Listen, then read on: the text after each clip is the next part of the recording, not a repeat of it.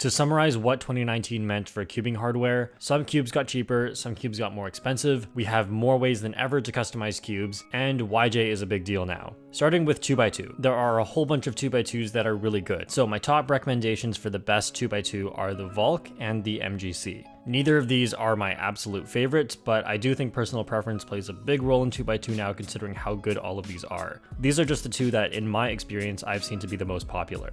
The Valk is more stable, and I'd say the magnets feel stronger. The MGC is more like older 2x2s where it's naturally quite fast, but then of course less stable. Neither of these is necessarily better, but I've found that people tend to like the Valk more. I'll recommend two more on this list. I like the Tengyun just because it's very quiet and doesn't require as good setup as the Valk to be pretty good.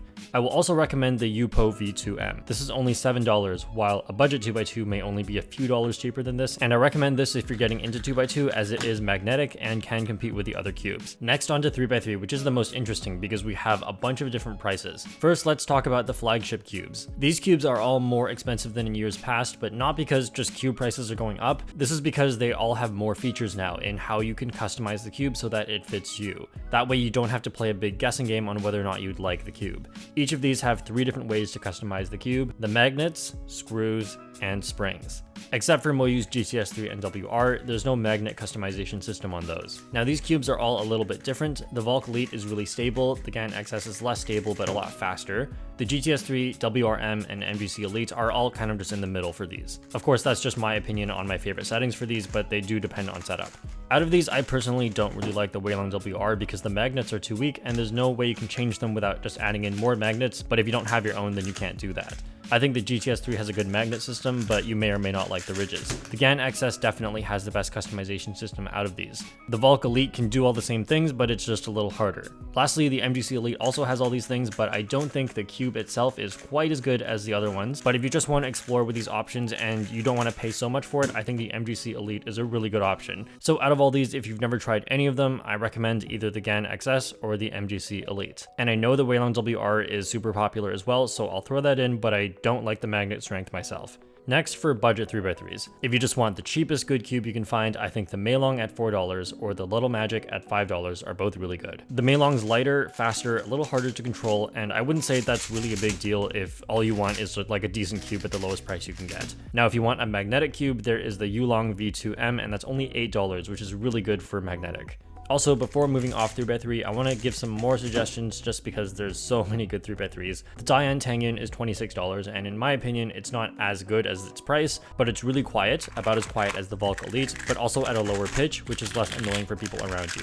The GAN 354 is 54mm and is really good if you like a cube at that size. And lastly, the MF3 RS3 is only $15. Again, not one of my favorites, but I do know there are some really fast cubers who like this cube. So at $15, I'd say that's the cheapest one that I've seen really fast cubers main. Next, for 4x4, there's the AoSu WRM, Valk 4M, and AoSu GTS2M. These 3 cubes are all different sizes and similar performance, so I'd say the size actually matters for me more than how they perform. But if you've never tried any of these, I'd recommend the AoSu WRM as I think that's the more popular one. For budget 4x4s, there's a $7 Meilong that is really good. I'd say it's pretty much just as good or almost as good as magnetic budget 4x4s, but if you want one that's magnetic, I recommend the Yusu V2M, which is for $12. For 5x5, this year we have the Valk M, and pretty much everybody has switched to it, so that I would say is the best one. Also, the MGC 5x5 came out, which is about half the price. I'd say it's almost just as good, but I haven't used it a lot, so it could even be better. I don't know yet. If you're just getting into 5x5 and you don't want to spend so much, then the MGC is a really good option.